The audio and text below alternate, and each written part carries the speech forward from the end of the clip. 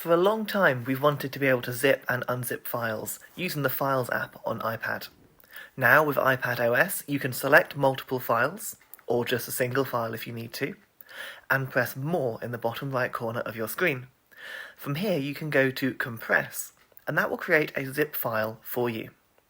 If you want to rename this zip file, simply tap and hold on it for a long press, and tap on Rename. Let me just delete those files that I've now zipped up, and then to show you how to unzip them, it's really simple.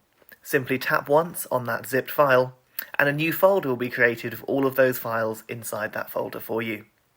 So we can now natively zip and unzip straight in the Files app on iPadOS and iOS 13.